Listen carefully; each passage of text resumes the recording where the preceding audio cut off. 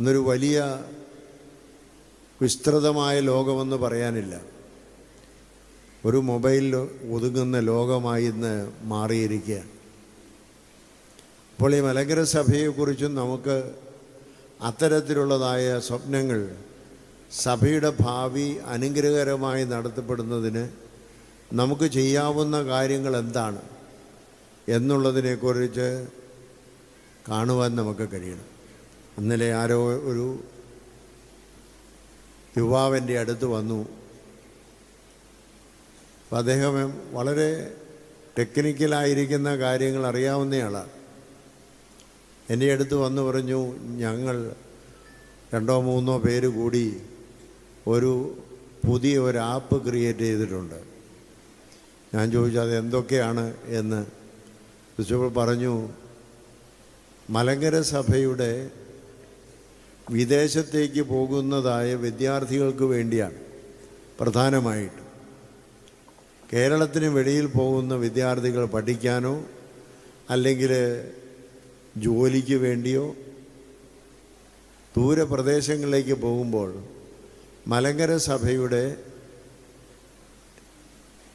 പള്ളികളും ആളുകളും എവിടെയൊക്കെ ഉണ്ട് എന്ന് ഈ ആപ്പിൽ കൂടി അവർക്ക് മനസ്സിലാവും.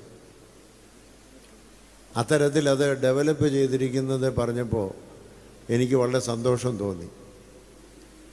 ആ യുവാവ് സഭയെക്കുറിച്ച് കാണുന്ന ഒരു വീക്ഷണം, മലങ്കര സഭയുടെ മക്കൾ ആരാധനാ ജീവിതത്തിൽ എപ്പോഴും അവർ വ്യാപൃതരായിരിക്കണമെന്നും സഭയുടെ തനിമയും സഭയുടെ സ്വത്വവും മറ്റുള്ളവർക്ക് മനസ്സിലാക്കി കൊടുക്കുവാനും അത് ശരിയായ രീതിയിൽ അവതരിപ്പിക്കുവാനും കഴിയണമെന്നുള്ളതായ ആഗ്രഹം കൊണ്ടാണ് അപ്രകാരം അത് ചെയ്തത്. അപ്പോൾ അതുപോലെ നമുക്ക് ശാസ്ത്ര സാങ്കേതിക രംഗങ്ങളിലൊക്കെ പുരോഗതി കൈവരിച്ചിട്ട് ഈ കാലത്ത് മലങ്കര സഭയെ ലോകത്തിൻ്റെ നെറുകയിലെത്തിക്കുവാൻ തക്കവണ്ണം ഇന്നത്തെ വിദ്യാർത്ഥി സമൂഹം ശ്രമിച്ചാൽ അത് അവർക്ക് സാധ്യമാകുന്ന ഒരു കാലഘട്ടത്തിലാണ് നമ്മൾ ജീവിക്കുന്നത്.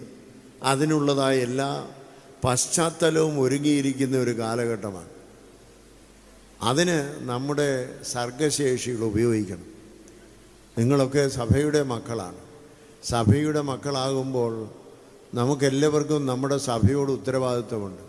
നമ്മൾ ജനിച്ചു വളർന്ന്, നമ്മൾ ആരാധിച്ചു വളർന്ന്, നമ്മളായിത്തീരുന്നതിന്, ആത്മീയമായി നമ്മളെ പുതുക്കുന്നതിന്, വളർത്തുന്നതിന് നമ്മെ സഹായിച്ച സഭയോടുള്ളതായ സ്നേഹവും വിശ്വാസവും വിശ്വസ്തതയും എപ്പോഴും നമുക്കുണ്ടാവണം.